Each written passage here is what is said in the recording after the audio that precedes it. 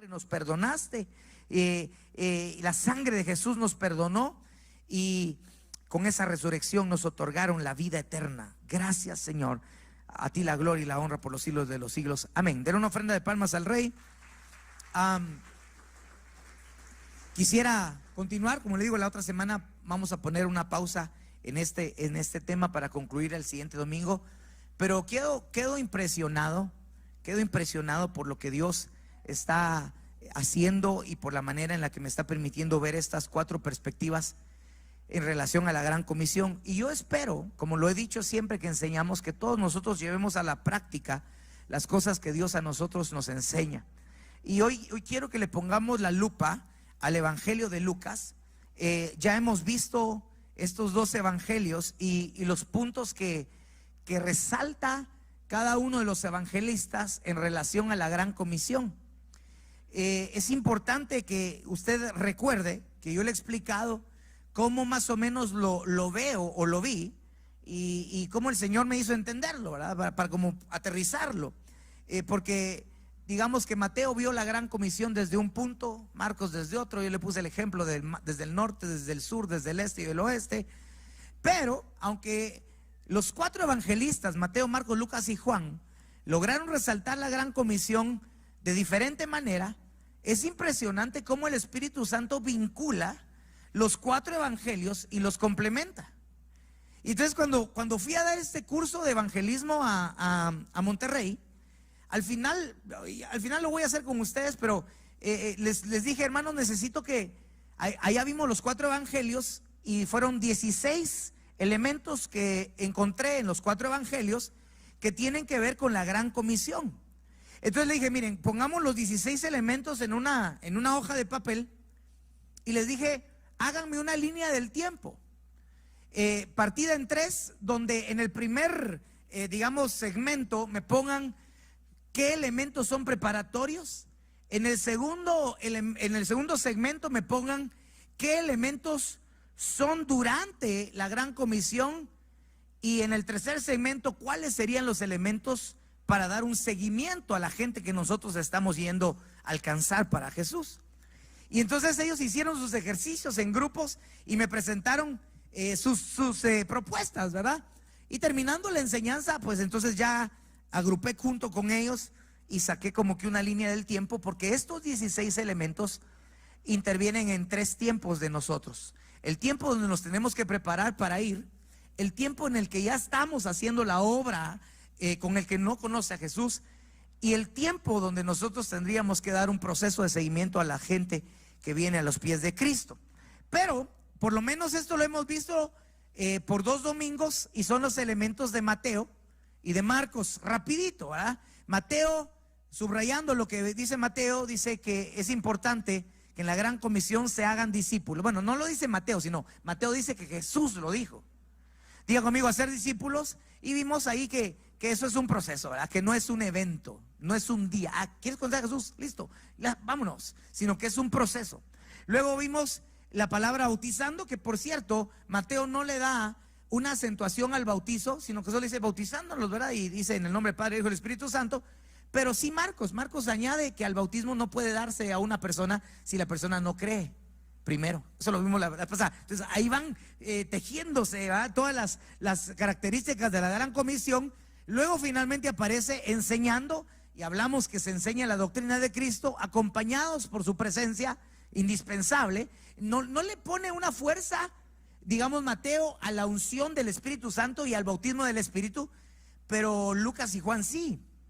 Usted lo va a ver después, pero a eso se refiere, que cuando vayas, no vayas solo, sino que la presencia del Señor te acompañe para hacer la obra que Él te llamó a hacer. Marcos pone la fe como un fundamento para que el que va crea. Dice, estas señales seguirán al que cree. O sea, es decir, si vas pero no vas creyendo, pues no vayas, mejor, ¿va?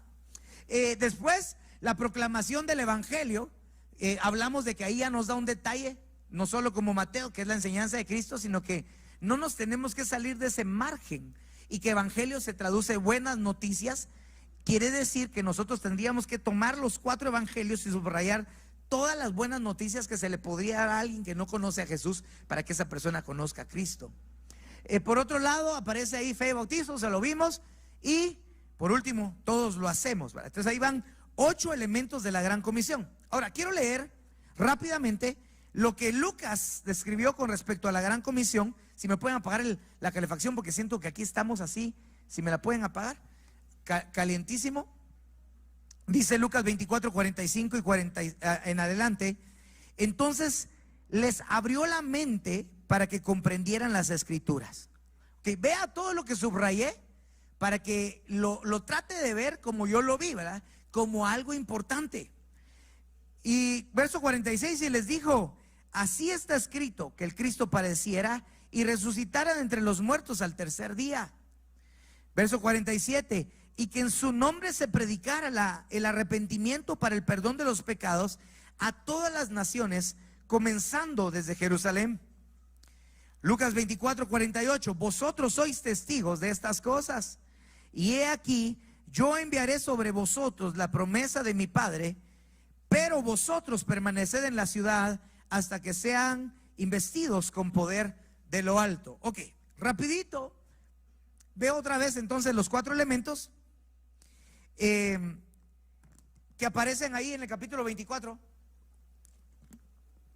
y que son, de acuerdo a los versículos que leí: el primero, el entendimiento de la palabra; el segundo, subrayé, ¿verdad?, en su nombre para predicar el arrepentimiento; el tercero, sean testigos; y el cuarto, con el poder del Espíritu.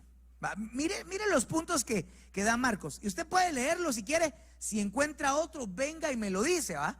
Pero después de hacer ese análisis, encontré 4, 4, 4 y 4, o sea, 4 en cada uno. Y 4 es interesante porque es número de equilibrio. Entonces, todo esto que estamos viendo, hermanos, definitivamente es para ponerlo por obra. Veamos la primera parte del versículo.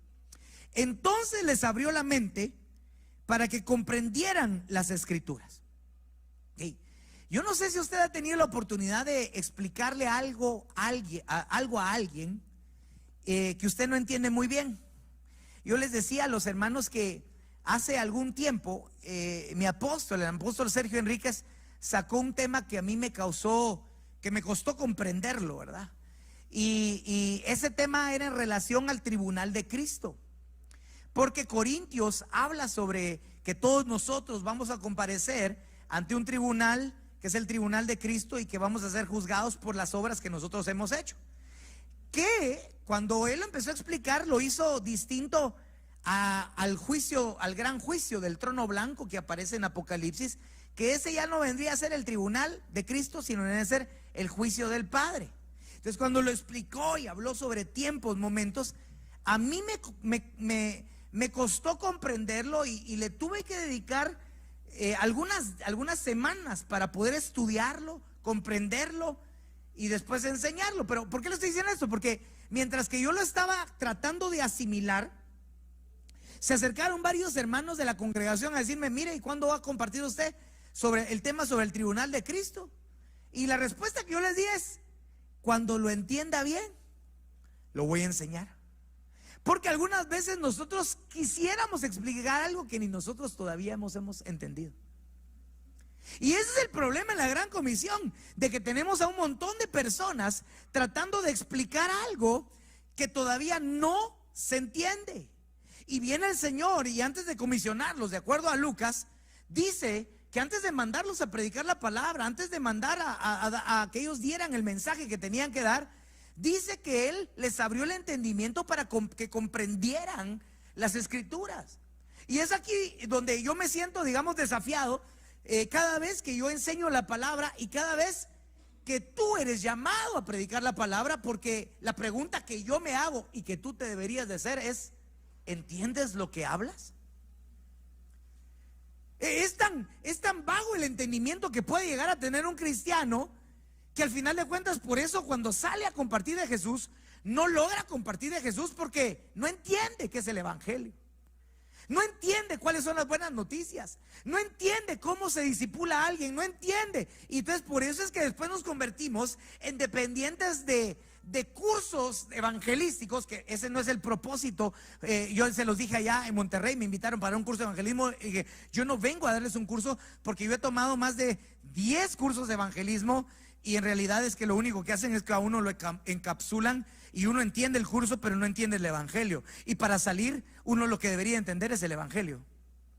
Sí, y yo les decía a los hermanos que a mí me entrenaron, solo imagínate esto, un evangelista que trabajó para Cruzada Estudiantil para Cristo en 1952 escribió un método, un vehículo útil en aquellos años que se llamó las 4 leyes espirituales. Así se llamó el curso, las 4 leyes espirituales. Creo que te lo había platicado también acá. 1952. ¿Quién ya había nacido para ese entonces? Sí, no, mejor no levanten la mano.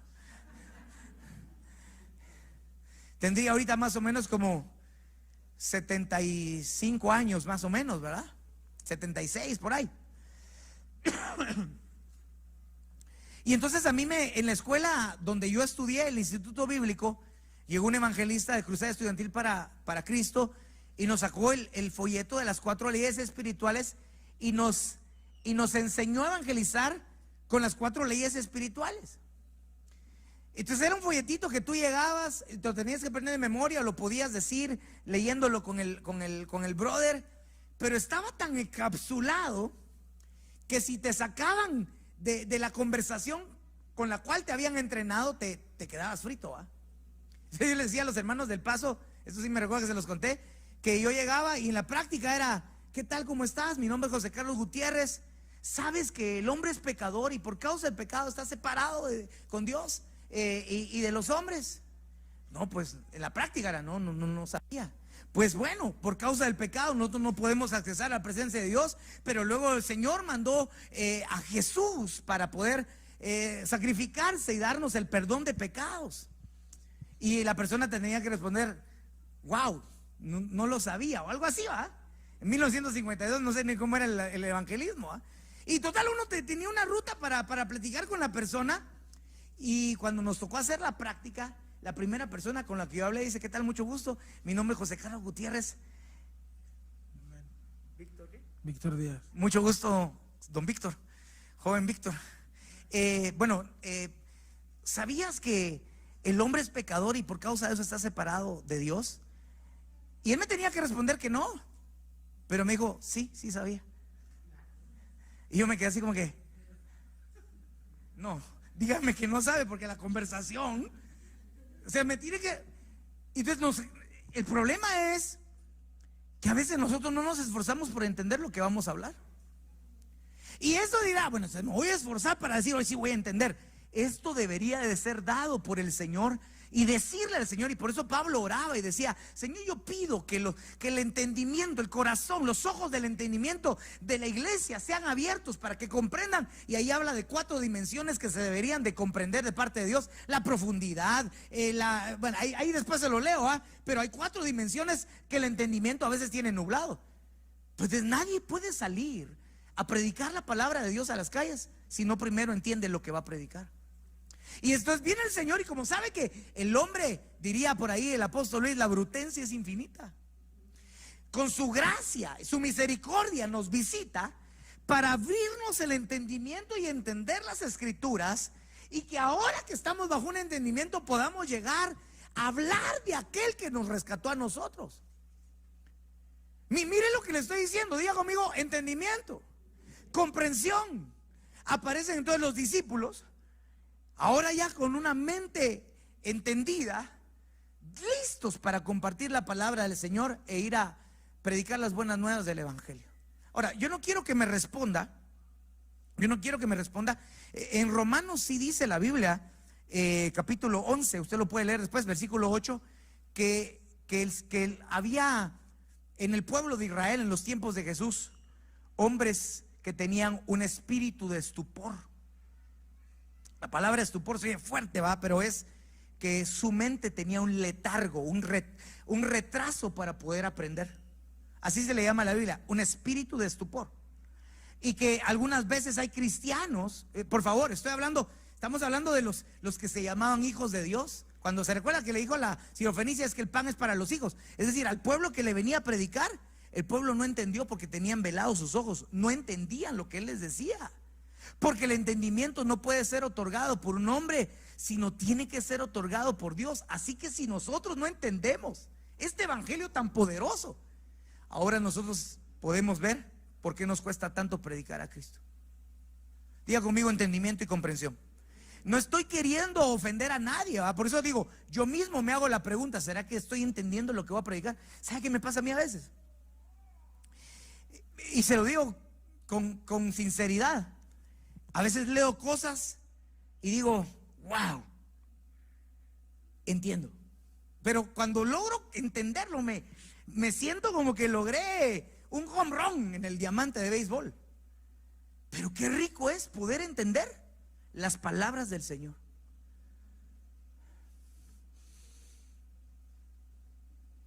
Yo le conté la historia de mi esposa, ¿verdad? Y se las he contado a los hermanos aún cuando estamos hablando sobre los dones espirituales. De veras, Dios tiene que derramarse sobre nosotros para ensanchar el entendimiento. Una vez le preguntamos a alguien: mira, para ti, ¿qué es ser cristiano? Y la respuesta que me dio, pues es ir a la iglesia a buscar a Dios todos los domingos. Y eso no es ser cristiano. Entonces tenemos conceptos mal procesados, porque los procesamos humanamente. Como le decía, pastor, salí a evangelizar. ¿Y qué hiciste? Invité a la gente a la iglesia. Eso no es evangelizar. No te estoy diciendo que no invites a la gente a la iglesia, pero los conceptos los tenemos mal procesados. No entendemos. Y como no entendemos, no aplicamos.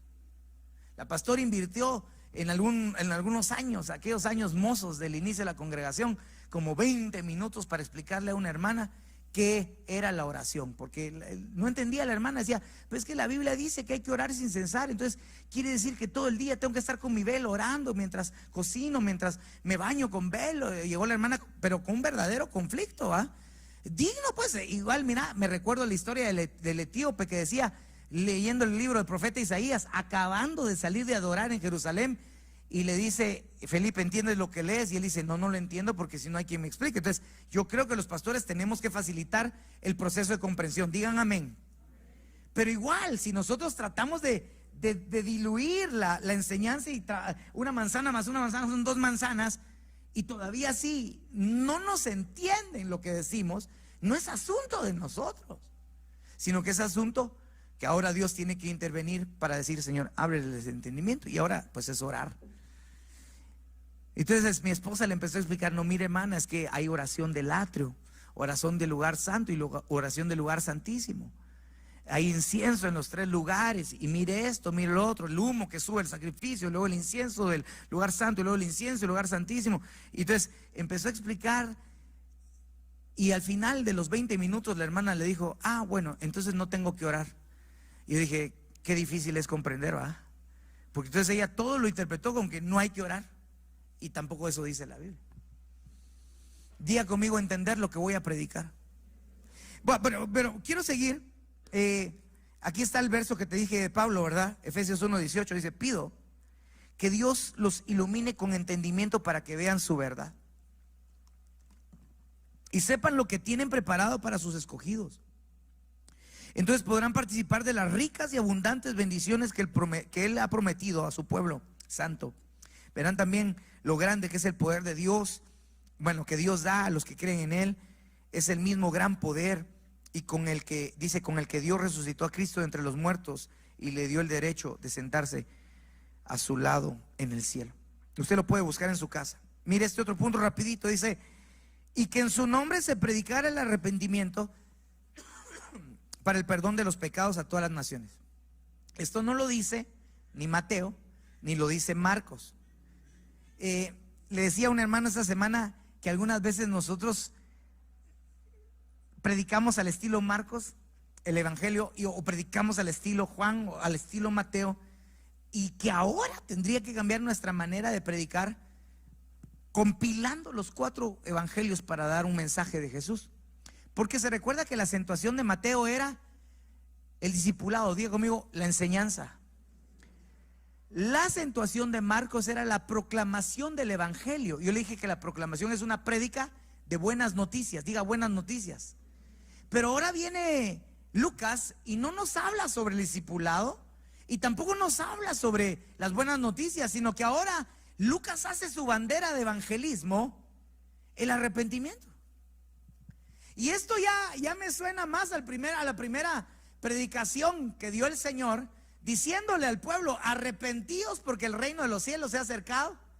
Y para que uno pueda predicar arrepentimiento, necesariamente uno tiene que hacer el esfuerzo de expresarle a la gente que nos oye que es pecadora. Ahora, esto se convierte en un problema, porque por eso te digo yo que es la construcción de los 4 evangelistas lo que vamos nosotros a llevar a la práctica. Porque al final de cuentas no es agradable que alguien venga a decirle a una persona que es pecadora, que tiene problemas, que tiene necesidad de Dios, pues, que su vida no va encarrilada de la manera correcta. Ahora dirás, pero esto, ¿a quién le ha fracasado? Bueno, nosotros vamos a ver que Jesús al pueblo de Israel les dijo: ustedes van a conocer la verdad y la verdad los va a libertar. Y ellos se molestaron y dijeron: nosotros nunca hemos sido esclavos, nosotros somos hijos de Abraham. Tan intensa se puso esta confrontación de la vida de esclavitud de una persona y del anuncio de libertad de Jesús, que Jesús les llegó a decir: si ustedes fueran hijos de Abraham, las obras de Abraham hicieran o harían, ustedes son hijos del diablo. ¿Cómo ve? Se puso intenso, ¿ah? Porque dar un mensaje que llame al arrepentimiento necesariamente tiene que incluir la evidencia del pecado.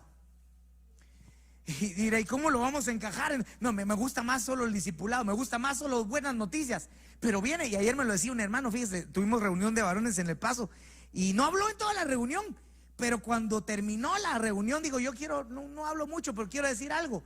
Y como que le puso la cereza al pastel, porque dijo: nosotros queremos que la gente conozca de Jesús, pero nunca nos atrevemos a decirles que lo necesitan porque están en pecado. Y tiene razón, como que uno quiere tratar con pincitas cuando va a salir a evangelizar. ¿Cómo cuesta? Mire, me pasó un incidente, hermano. No sé si contarlo aquí o mejor esperarme unos cuantos años para contarlo. De una vez, ¿verdad? Da cosa.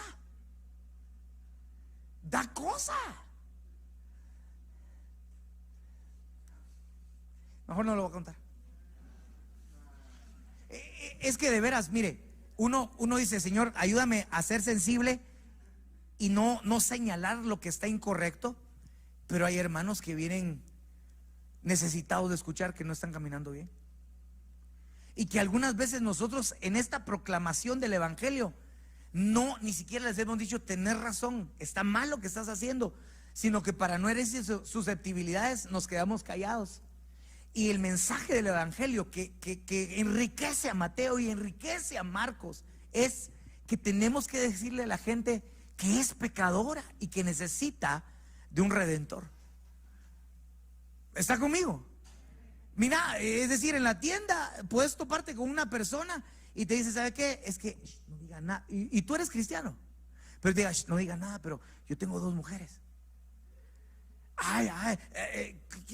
En la predicación del evangelio, de acuerdo a Marcos, sabes que eso es pecado y que el pecado tiene consecuencias, y que finalmente, si tú no te arrepientes, vas a vivir la eternidad lejos de Dios. Y no solo eso, sino que la Biblia anuncia un lago de fuego. Y nosotros tratar de decirle a lo malo, malo, por supuesto también decirle a lo bueno, bueno. Pero mira lo que está acentuando Marcos. Ya no dice: vayan y disipulen la doctrina de Cristo, vayan y prediquen el evangelio, las buenas noticias, sino que ahora ve y dice: vayan y predíquenle a la gente y díganle: arrepiéntete, pecador, de tu pecado. Y yo sé que hay maneras, ¿verdad? Que diga: sí, pastor, ese es mi don, yo voy a ir a machetear a la gente y voy a ir a buscar a los adultos y le voy a decir: pecadores. Yo sé que hay formas, pero yo pensaba, decía: Señor, dame esa gracia para poder confrontar el pecado, porque algunas veces también pasa dentro de la iglesia y nosotros no hacemos nada, y lo sabemos. Por ahí se levanta un murmurador o una murmuradora y nosotros no paramos la murmuración, y es parte del evangelio y del proceso de evangelismo. Está aquí. Entonces diga conmigo: predicar el arrepentimiento, pero no para hacerlos sentir culpables, sino porque nosotros hemos vivido y experimentado que en Cristo sí existe el perdón de pecados. ¿Alguna vez usted se ha sentido perdonado? ¿Qué se siente? Mire, yo le conté que en mi vida como creyente, le he dicho a los chicos, he fallado muchas veces. Y cuando he venido arrepentido delante de Dios, el Señor suelta, pero una unción de perdón tan extraordinaria, que después de que uno chilló, moqueó, se arrepintió, uno se levanta y finalmente uno dice, el Señor me perdonó, porque el perdón de Dios se siente, se experimenta. No es como el perdón del hombre, de que me perdonas, sí, te perdono, y no sentimos nada por dentro. El perdón de Dios transforma corazones y nos enamora. Denle un aplauso al Rey de Reyes. Ya lo expliqué, ¿ah? Lo expliqué cuando ministré las ofrendas, cuando vino la semana de apóstol, que dije yo, ¿por qué ama más esta? ¿Por qué ama más esta? Ah, porque más se le ha perdonado. Entonces el amor, el perdón de Dios sí se siente. Si alguien no está enamorado de Dios, es porque dejó de experimentar el perdón. Entonces el arrepentimiento es para perdón de pecados. Y hoy hay una excelente oportunidad para que tú puedas arrepentirte delante de Dios si tú le estás fallando. Y no, por favor, no pongamos nombre a los pecados, porque puede ser que el nombre no suene como suena en el mundo. No, pues que yo no tomo, yo no fumo, yo no tengo 2 mujeres, pero si hay suciedad en el corazón, hay pecado. Diga conmigo, amén. Ok, ahí va. Después añade y dice Marcos, vosotros sois testigos de estas cosas. Aparece esta palabra testigo. Yo siempre he dicho que Lucas es un libro que se compagina perfectamente con Hechos, porque es el mismo escritor. Es decir, Lucas sí lleva una secuencia. Como termina Lucas, empieza Hechos, pero Hechos da un detalle más profundo de cómo fue todo el asunto del Espíritu Santo, de la gran comisión, del monte donde le dijo no se vayan de Jerusalén. Pero ahí hay un traslape. El punto acá es que le dice, vosotros sois testigos de estas cosas. Lo que me llamó la atención es la palabra testigo en Lucas y la palabra testigo en Hechos, porque se recuerda que en Hechos 1:8 dice, y me seréis testigos en Jerusalén, Judea, Samaria, hasta el último en la tierra. Y la interpretación o la traducción de los 2 testigos de Lucas y de Hechos es diferente, porque cuando me puse a estudiar los diccionarios bíblicos, la palabra, aunque se escribe igual en griego, diga conmigo, martus, pero cuando me puse a estudiar la de Lucas, me di cuenta que él les dijo en Lucas, ustedes son testigos de todas estas cosas que han pasado. En esa interpretación es, ustedes han visto cosas que otros no han visto. Ustedes han oído cosas que otros no han oído. Por supuesto, lo estaban viendo resucitado. Entonces los manda a decir, vayan, predican arrepentimiento para el perdón. ¿Y cómo no se los va a decir si acababa de perdonar la traición de Pedro? Es decir, Pedro tuvo que, para poder salir a predicar, tuvo que haber experimentado entonces había una evidencia visual, auditiva, de la realidad y del poder del mensaje, que no se les dio solamente en la resurrección, sino que durante 3 años. Ahora, yo me pregunto y le pregunto a usted, ¿y usted es testigo de algo? ¿Qué ha visto usted?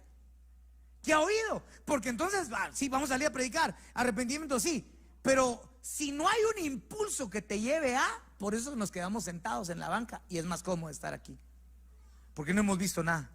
Y el ver y oír, ser testigo, diga conmigo, ver, compromete, porque después cuando le decían, ustedes no prediquen de Jesús, y ellos decían, ¿cómo podemos nosotros callar lo que hemos visto y oído? Ahora, yo digo que nosotros nos hubiéramos vuelto locos.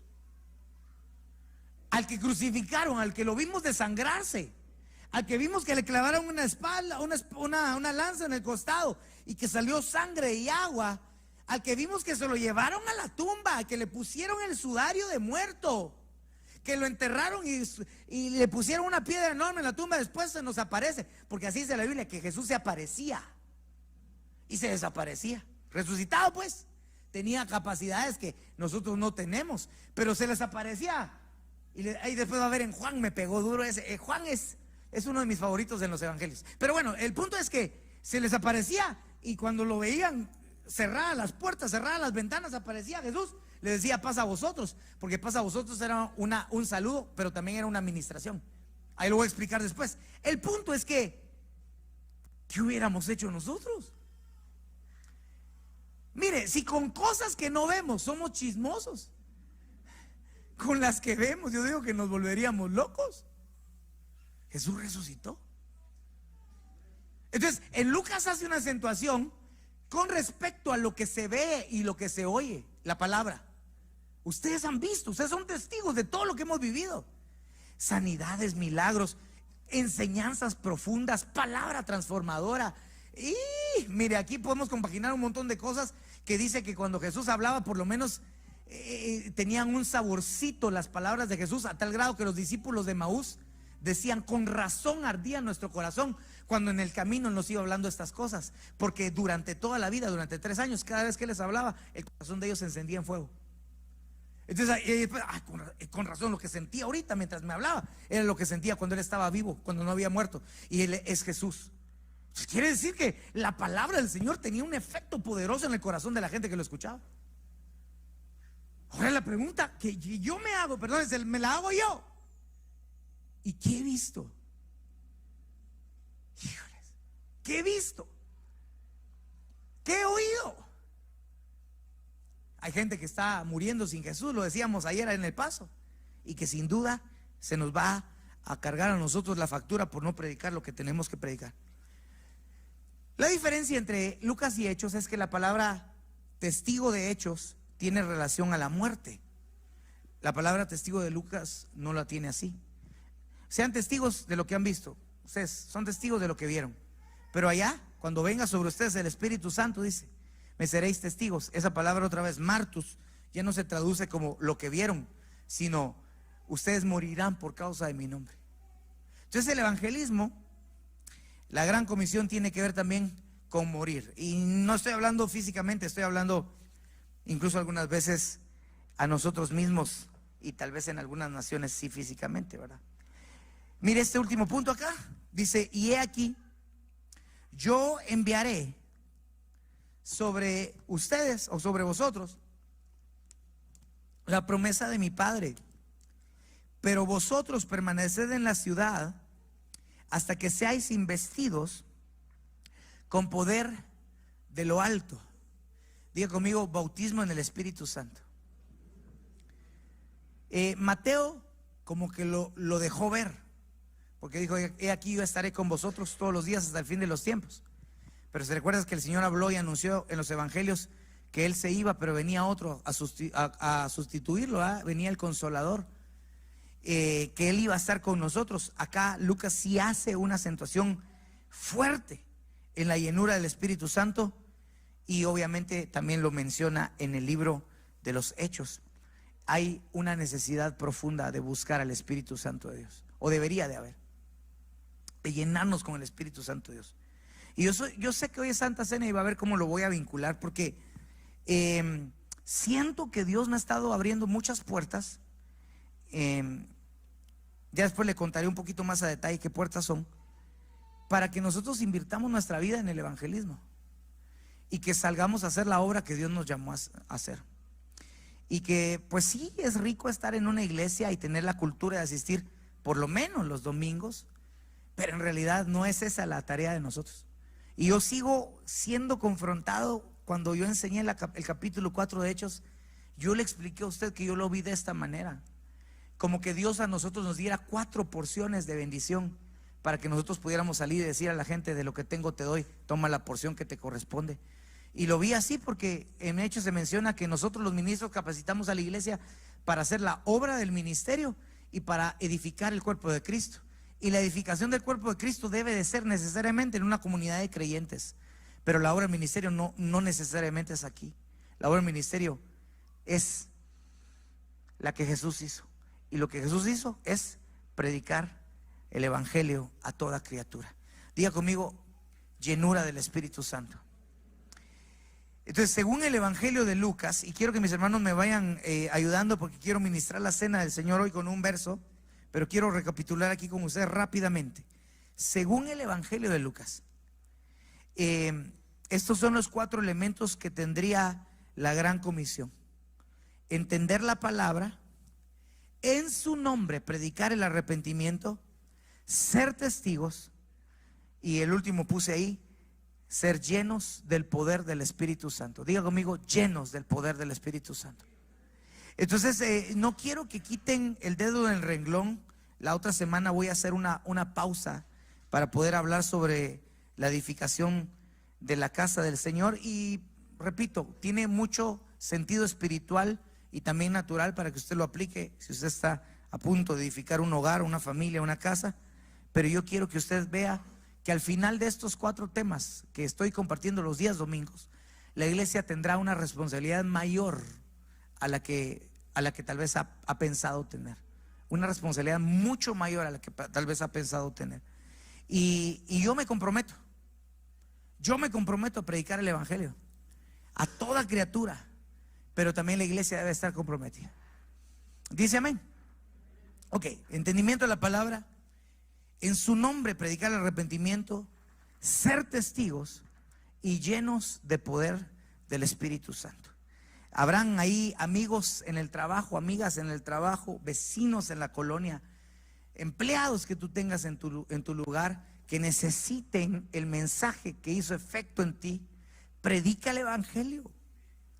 ¿Sabe que yo a veces me siento desafiado porque sí oigo algunas veces corazones frustrados?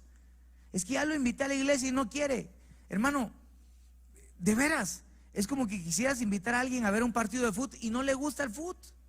Probablemente te va a decir, no gracias. Entonces primero le tiene que gustar el fútbol para que pueda venir a ver el partido contigo. Entonces, para que a alguien le guste Cristo, lo tiene que conocer primero. Entonces, error, invitar a alguien a la iglesia que no ha sido evangelizado. Pastor, entonces no invito a nadie. No, invítalo. Dios se le puede revelar donde sea. Pero creo que si tú ya tienes una relación con él o con ella, el lugar para llevarlo a Jesús es en tu casa. Ahí con el cafecito. Ahí mientras están platicando. Ahí es el lugar. Y entonces conocen a Jesús. Empiezas a poner por obra lo que estamos aprendiendo. Y le dices, ¿sabes qué? Te invito a la reunión de damas el sábado. Y que por cierto, ayer vinieron hermanas nuevas, que estuvo lindo, dicen por ahí, ¿verdad? Yo estoy seguro que nuestra casa está preparándose espiritualmente para una gran cosecha. Al menos de mi parte voy en el fluir, hermanos. Estoy 100% seguro. Y quisiera que todos participáramos de ella. Que fuéramos esos obreros de la última hora que prediquen a Cristo sin temor y con testimonio. Entonces, yo quiero que te pongas de pie. Quiero orar. Ya, este es el verso que quiero ministrar. Porque finalmente vuelvo a reforzar con la cena del Señor la importancia de que nosotros hemos sido llamados a anunciar las virtudes de aquel que nos llamó de las tinieblas a su luz admirable. Lo voy a leer rápidamente, dice 1 Pedro 2:9. Pero ustedes son linaje escogido, real sacerdocio, nación santa, pueblo adquirido para posesión de Dios. Diga conmigo, pueblo comprado, a fin de que anuncien las virtudes de aquel que los llamó de las tinieblas a su luz admirable. Hay una razón por la cual nosotros recordamos la cena del Señor. Bueno, hay muchas razones, muchas. Siempre yo dije, pues es que es la sangre de Jesús, el cuerpo de Jesús. Y cuando empecé a estudiar, me di cuenta que hay muchísimas razones para poder participar en la cena del Señor. Pablo menciona algunas, los evangelios mencionan otras. En sombra y figura, el Antiguo Testamento menciona otras. O sea, es un tema que nunca se nos va a acabar. Pero ¿cómo relaciono yo la gran comisión a la sangre de Cristo con este versículo? Si a ti te compró Jesús con su sangre y hoy vas a tomar de esa sangre, tenés un compromiso. ¿Y cuál es, pastor?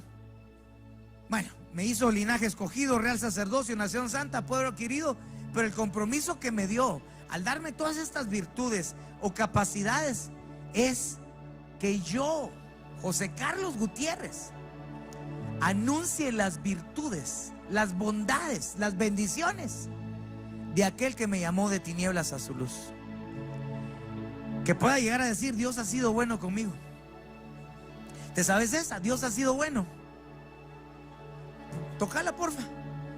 Diga conmigo, Dios ha sido bueno. Dios ha sido bueno. Y yo necesito anunciar las virtudes de aquel que me llamó de tinieblas a luz. Cierre sus ojos un minuto. Antes de ministrar la cena, diga: Dios ha sido bueno. Dios ha sido bueno. Ayúdame a anunciar tus bondades, Señor.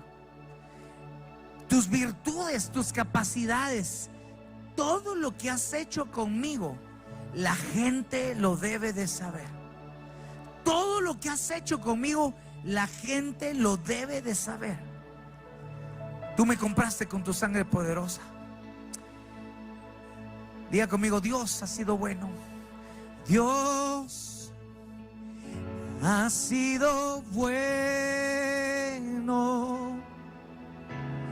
Dios ha sido bueno. Dios ha sido bueno. Bueno. Dígale una vez más: Señor, tú has sido bueno. Dios ha sido bueno. Dios ha sido bueno. Dios ha sido bueno. Bueno es. Una vez más: Señor, tú has sido bueno. Dios ha sido bueno. Dios ha sido bueno. Dios ha sido bueno.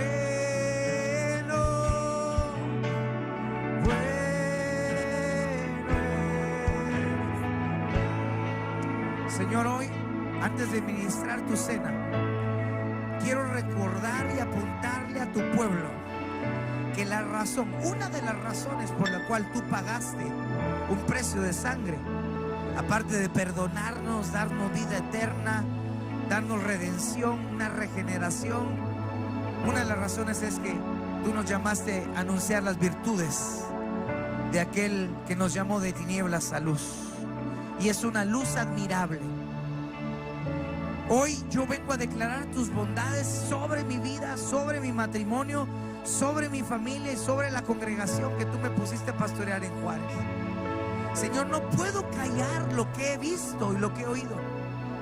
Esas virtudes que he conocido de ti, esa misericordia, esa gracia, ese favor derramado, no lo puedo callar.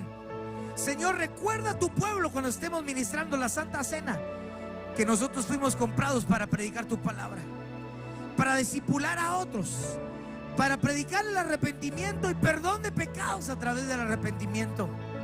Que tenemos un compromiso con tu sangre derramada, que somos linaje escogido, real sacerdocio, pueblo adquirido, para anunciar las virtudes de que nos llamó de tinieblas a luz. Señor, si en nuestros corazones hay juicio hacia el pecador, perdónanos. Señor, si en nuestros corazones no hay compasión para aquel que se está perdiendo, perdónanos. Pero esta casa va a ensancharse por el evangelismo, Señor. No esperaremos a que otros cristianos vengan. Iremos a pescar almas y cumpliremos con tu mandato. Y mientras cumplimos con tu mandato, Señor, veremos obras pasar y milagros suceder. Y yo, Señor, como pastor de esta casa, proclamo un tiempo de evangelismo y un compromiso hacia la gran comisión.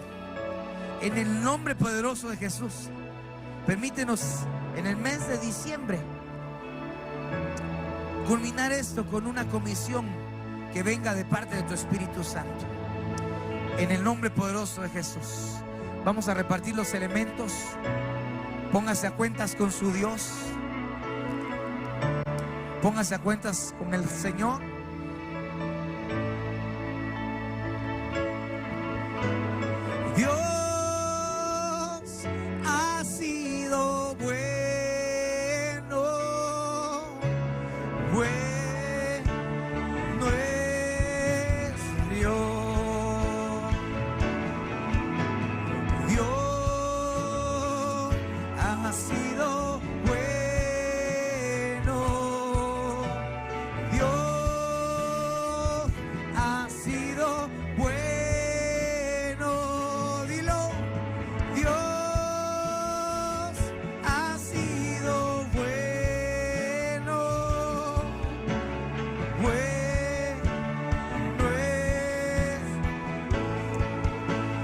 lo sabemos, lo creemos.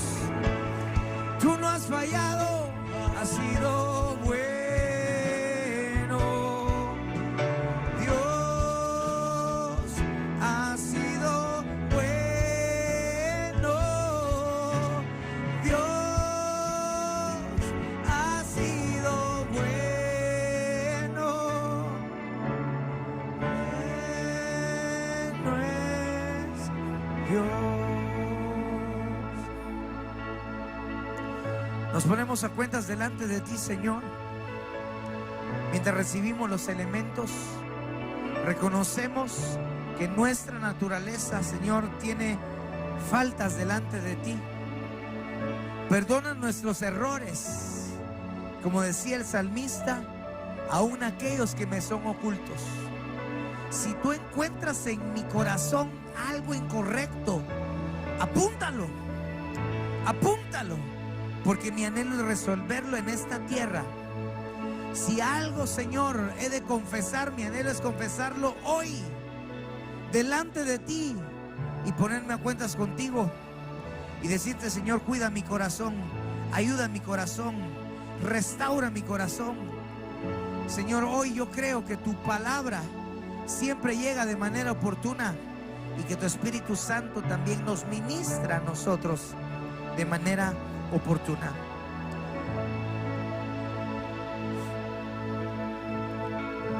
Gracias, Señor.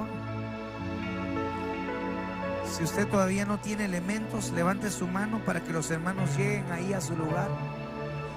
Si todavía no le han repartido, para que más o menos los ubiquen. Vaya y dígale: Señor, estamos en tu casa, estamos en tu presencia, perdónanos. Vaya, vaya, acérquese al Rey, hable con Él. Aquí estamos, Espíritu Santo, necesitados, necesitados, necesitados, Señor.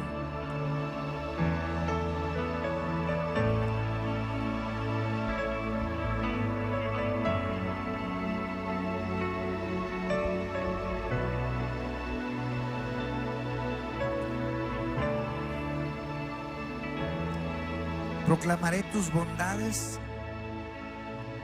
tus virtudes. Úsanos, úsame, comisionanos, respáldanos, porque es tu palabra la que predicamos.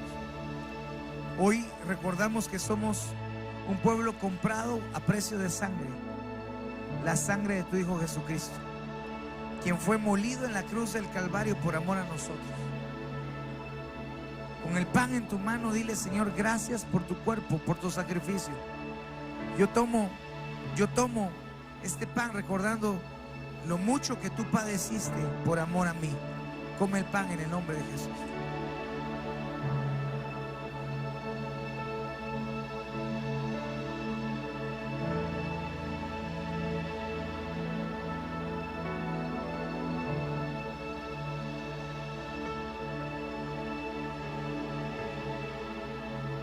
Tomamos la copa y pedimos en el nombre de Jesús misericordia para nosotros. Padre eterno, míranos a través de la sangre derramada de Jesucristo, y que esa sangre derramada sea para nosotros como un escudo, como un recordatorio, como un anuncio del perdón y de la gracia que tú nos otorgaste para estar aquí en tu casa, siendo parte de un cuerpo. Hoy tomamos el jugo de uva recordando la muerte de Jesús. Tomamos el vino en el nombre de Cristo. Tómalo en el nombre de Cristo.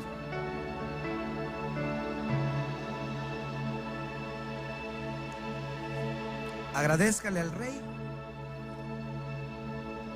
Gracias, Espíritu Santo de Dios. Te amamos y te bendecimos. Para ti es la alabanza. ¿Puede dar un aplauso al Señor? Ha sido bueno Dios, ha sido bueno Dios.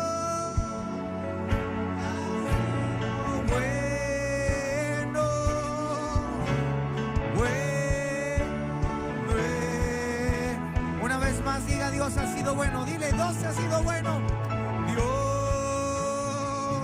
ha sido bueno. Dios ha sido bueno. Dios ha sido bueno. Hermanos, hoy es día de alfolí samaritano. Quiero contarles que los meses anteriores que estuvimos apoyando familias, íbamos a...